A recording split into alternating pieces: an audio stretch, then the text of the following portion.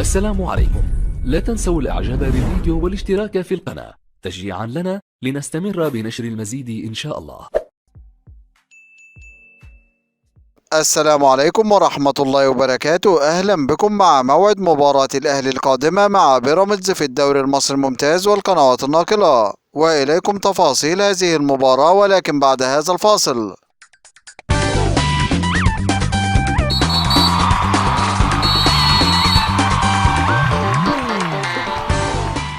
بعد تعادل فريق الأهلي مع فريق سيراميكا كيلوباترا في المباراة السابقة بنتيجة هدف لكل فريق في المباراة التي جمعت بينهم في إطار مواجهة الجولة العاشرة من بطولة الدوري المصري الممتاز، وسجل هدف الأهلي في هذه المباراة عن طريق اللاعب علي معلول من ركلة جزاء.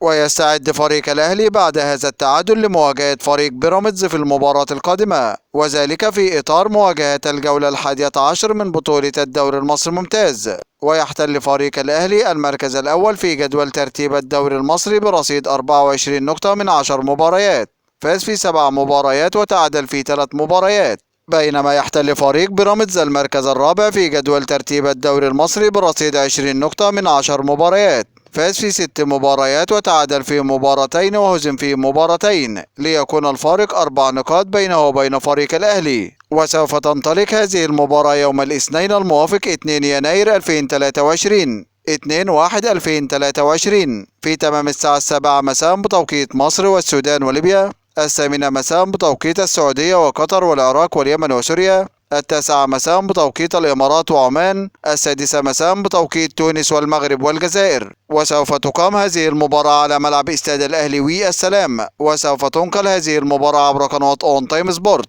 هذا كل ما لدينا عن موعد المباراة، وانتظرونا في موعد مباريات قادمة بإذن الله تعالى، ولا تنسوا دعم الفيديو بلايك والاشتراك في القناة وتوقع نتيجة المباراة في التعليقات أسفل الفيديو. دمتم في أمان الله، والسلام عليكم ورحمة الله وبركاته.